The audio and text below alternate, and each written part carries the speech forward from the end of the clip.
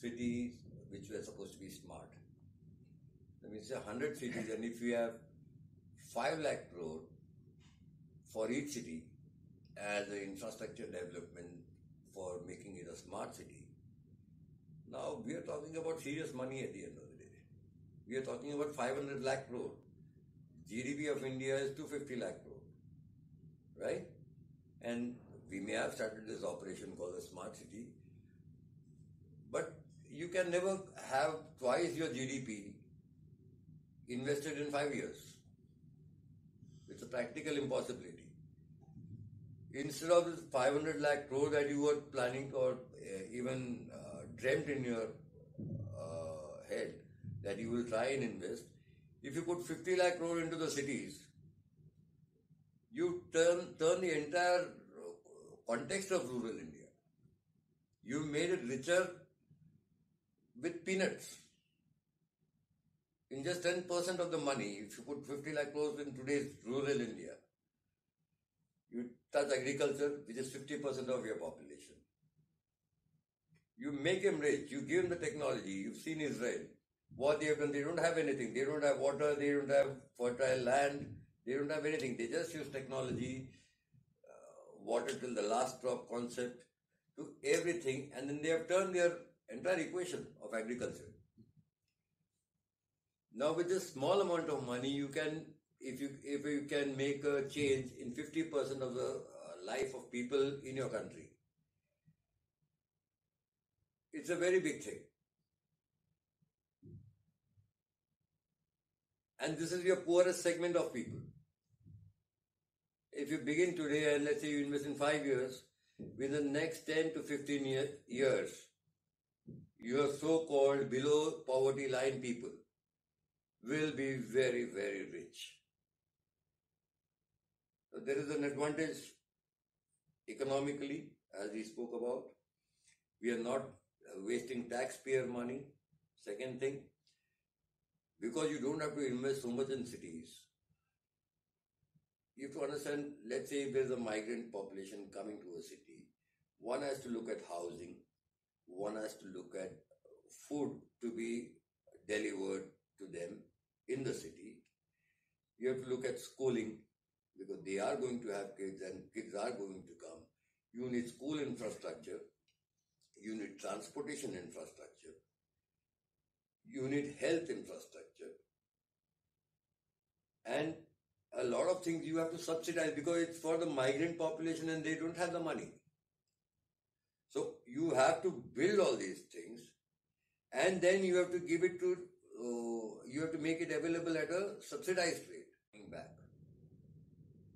So always the country is going to be in a debt scenario. Vis-a-vis, 10% of this money you take it to the villages.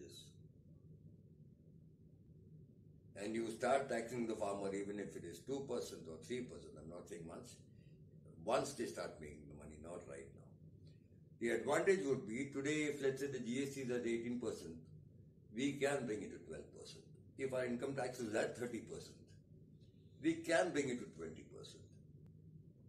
Now more money in the hand of a common man, the more spending power he has. The more he spends or the more he saves, the economy is going to be vibrant. And the entire context of like how China does or like how every country has been doing, overproduction will stop. Earlier when when communist countries failed, everybody thought capitalism is the best idea and that's the way to go. But as I see it, capitalism is also failing. Now what is happening is we need to have a mix of both, but socialism should not be forced, which is what has happened in all the countries which have had this kind of a doctrine. It should be accepted and understood because everybody is well-to-do now. so everybody can give a certain leeway and everybody can live well. That is how we must go about it. The advantage with the migrant population going back is that we are again finally getting into decentralization. Instead of getting everything focused on the city and putting it into so much of pressure,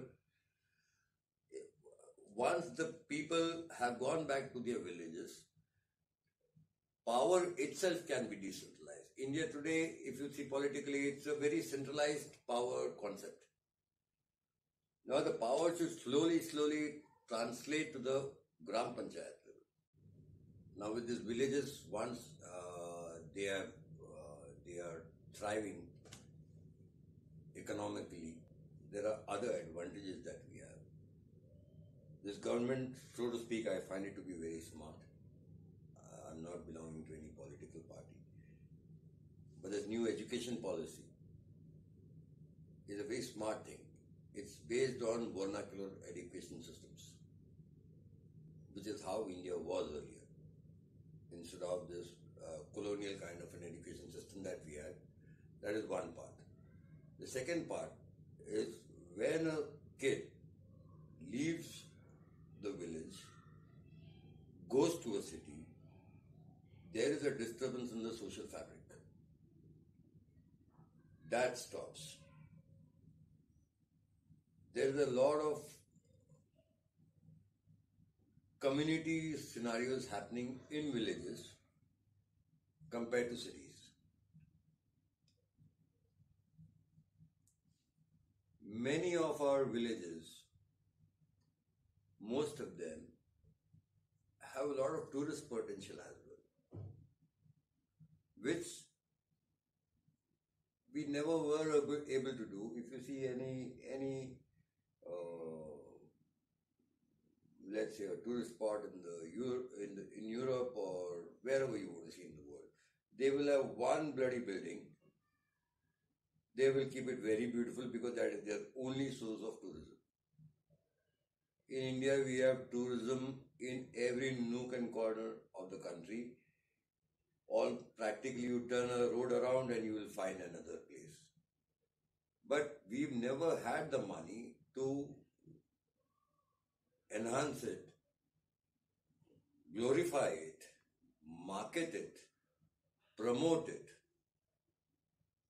aesthetically beautify it, educate our own people about it.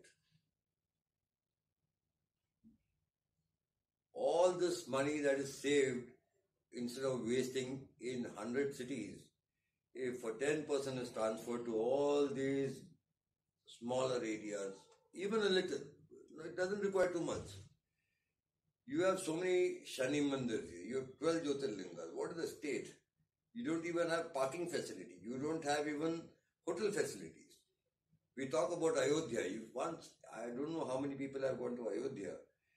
You don't have 10 good hotels there. You don't have even a basic sanitized dharamshala. We are talking about Ayodhya. This is the problem.